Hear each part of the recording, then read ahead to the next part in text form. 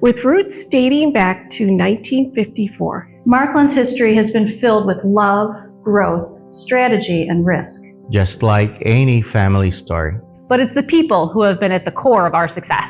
From forward-thinking leadership, beginning with our founders Claire and Stan Haverkamp, and Pat and Bob Wasmond. To generous donors. And most important, our dedicated staff of over 500 direct care, education, therapy, and administrative professionals who together make Marklund who we are today. So as we turn the page in our history and begin a new chapter, we'd like to share a little about where we came from and where we're going from the eyes of family members who have very special connections to Marklund. This is Karen, my oldest daughter. Karen is 54. She's been at Little Angels and now Marklund for 40 years now. Karen had a long and difficult birth process because Karen was about 6 weeks late. She was born with a cleft lip and a cleft palate and symptoms that she hadn't received enough oxygen during birth. But at some point when she was around 2 or 2.5, the development process stopped. It was apparent if we were going to have other children, she couldn't be in the home. That's when we moved her to Little Angels in the summer of 1985. And this is Matthew, and he's 17. He was almost 2 weeks overdue. There were some complications. He started having seizure-like activity and then was kind of whisked away from us. Then he spent the next 106 days in the NICU. We knew that we were going to need 24-hour care 7 days a week for Matthew. He kind of went through a rough patch, seizure activity increasing. He was admitted to the hospital almost every month. It would happen at 2 o'clock, 3 o'clock in the morning, and you would go to bed every night with an understanding of probably going to be waking up and I'm probably going to go to the hospital. So it's interesting for us now to look back to that period of time and go, my God, I can't believe that was our life and our schedule and just every waking moment having that uncertainty. When you're going through it, you don't have any options. One of our nurses, he actually had heard of Marklund and said that we should take a look at it. We are forever grateful to this nurse. For 71 years, Marklund has been a source of strength, hope, and compassionate care, showing up for people when they need us most. We have a proud legacy that began with 2 nurses and 2 organizations.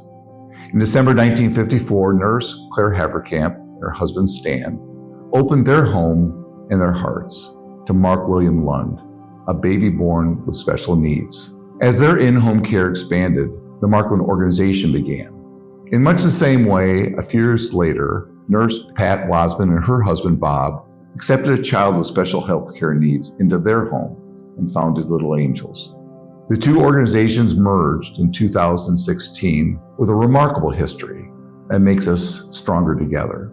My mother was a head nurse at the hospital, and she knew people in the community with disabled children. There was no place for them to go. So the head doctor at the hospital had a handicapped daughter, and we were watching her in our house. The doctor there backed my mom and dad, and we started Little Angels. Mom took care of all the kids, and Dad took care of all the business. And then when I was old enough, I worked here. Being around all these kids, it was like second nature to me. I like to call them our family. Because of my sister Shelley, my mother was able to retire at a decent age, and my sister was the administrator here for 45 years, I think. She cared for the resident just like my mother did. It got to a point where, we just couldn't do it anymore. And merging with Marklund was a real good fit. My mother always had that vision. She always wanted to see how much better we could do. Our name is still on the sign out front. I think it's a tribute to my mother and father. Her good health at 54 years old is remarkable, and it speaks volumes to the special and wonderful care that the caregivers here at Little Angels and now Marklund give all the residents. The phone lines are always open. We can talk to the nursing staff anytime. We've been very comfortable with the way Karen is clothed. She's clean. She's gotten her medication. If she needs to go to the hospital to have a G-tube inserted, they're right there. She'll live the rest of her life here. They make a concerted effort outside of the medical care and taking care of her emotionally and physically. And that's exactly what I want for my daughter. We had plans. We would be able to bring Matthew to Tommy's basketball, baseball, football games and introduce him to the community.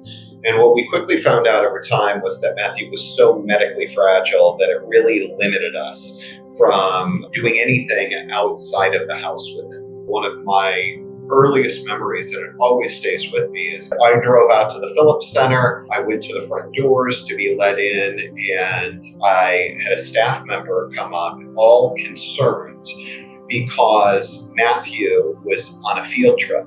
And it's one of my favorite days because I remember going back to my car thinking, as much as I would love to see Matthew, the thought of him being on a field trip, which was so foreign to us at this point, and throughout Matthew's early life had been spent in this one room in our house, brought me so much joy. A great thing that Marklund introduced is eye gaze communication. He can purposely blink to answer yes or no questions. Matthew has a special pair of glasses, and what's great about these glasses, it is in essence a switch where they'll ask him questions or have him do some sort of task on the whiteboard, and just it brings a tear to your eye because you just don't think that this is possible. So when I first started seeing all of the plans for the Wasmond Center and the expansions that were going on in these particular areas that were set up and dedicated to families, it was oh my gosh, that would be amazing. We could meet and have plenty of room and space as a family. Seeing Matthew's room for the first time in this private area with shelves and television and really what felt like a true bedroom as opposed to a hospital area, I would say, brought us a lot of comfort. For us to know that Matthew is in the best hands, experiencing the best care, we can sleep easier. It's done everything for our family. Today begins a new chapter, one marked by our expanded and renovated Marklund Wasmond Center in Elgin, a $17 million 2-year project that is allowing us to serve even more children and adults with profound developmental disabilities. This transformation isn't simply about a new state-of-the-art facility. It's about creating a space where innovation and compassion meet, one that reflects our proud history and mission and strengthens us for years to come. We celebrate this new chapter with immense gratitude for the legacy that brought us here, for our dedicated staff, and the parents who've entrusted us with the care of their loved ones, and you, our supporters, who are always there for us. The best chapters of our story are still being written.